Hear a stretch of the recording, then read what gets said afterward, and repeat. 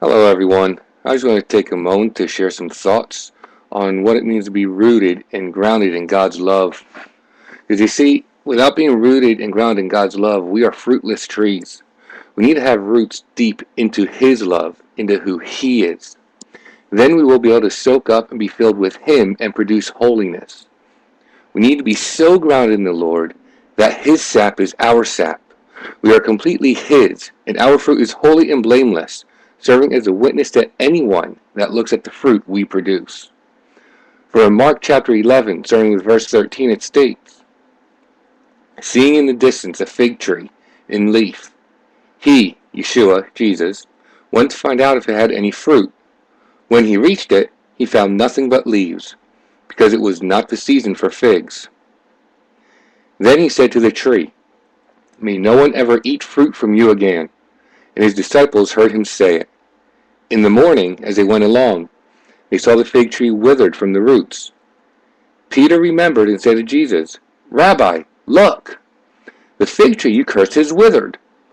'Have faith in God,' Jesus answered." Yeshua showed with the fig tree that we all can look like believers from a distance, but when inspected up close, we will be judged by our fruit. Why? We are expected to produce fruit in all seasons, because His sap never dries out, unless you are not staying connected to the source of life. Ephesians chapter 3 verse 17 states, "So that Christ may dwell in your hearts through faith, and I pray that you, being rooted and established in love, may have power, together with all the saints, to grasp how wide and long and high and deep is the love of Christ, and to know this love that surpasses knowledge, that you may be filled to the measure with all the fullness of God." We are all the saints. We are no longer sinners saved by grace. Obedience means to immediately follow so we can bear our fruit unto holiness. This righteousness is a free gift from God. We are taken from being sinners to saints with the kingdom of life. There is no gray area in between. We are either for Him or against Him. We are living for Him or for self. We are warned in Revelation chapter 3 verse 15, "I know your deeds, that you're neither hot nor cold. I wish you were either one or the other. So because you are lukewarm, neither hot nor cold, I'm about to spit you out of my mouth." Why does He not want us lukewarm?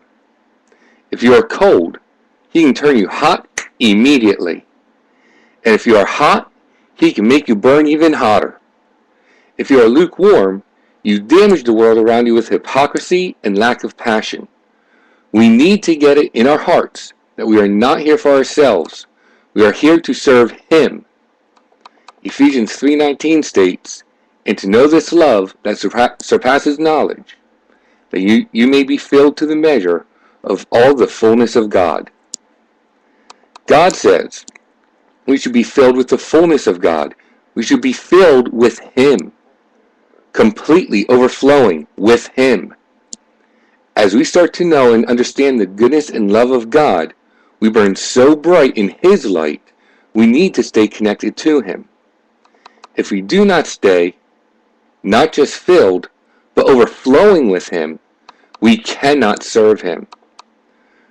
When we look in a mirror, we should be seeing Messiah in us, hope and glory. How do we get there? 2 Corinthians 3:18 shows us, "And we, who with unveiled faces all reflect the Lord's glory, are being transformed into His likeness with ever-increasing glory, glory to glory, which comes from the Lord, who is the Spirit." God's way of transforming us is to take us from glory to glory, from faith to a greater level of faith, to a greater level of faith, to yet a greater level of faith. The more we take in the light of Yeshua, of Jesus, the more we reflect Him. The more we are transformed into His image, until it is Him the world sees and no longer us. Luke chapter 22 verse 49 states, "When Jesus' followers saw what was going to happen, they said, 'Lord, shall we strike with our swords?' And one of them struck the servant of the high priest, cutting off his right ear. But Jesus answered, "No more of this." And he touched the man's ear and healed him. Yeshua healed his enemy who came to take him to die. This is the love of the Lord. While we were sinners, he, Yeshua, Jesus, gave his life to die for us. Do we have this love for our enemies? People in remote lands spread the gospel in the face of losing their lives for it. Yet here, we are afraid because someone might say no, or maybe speak an insult to us. We must be filled with the fullness and love of God. In all that you say and do, if done with his love, we have the promise it will succeed, because he states, when all other things are done when all other things are gone and done away with, love never fails. God bless. Amen.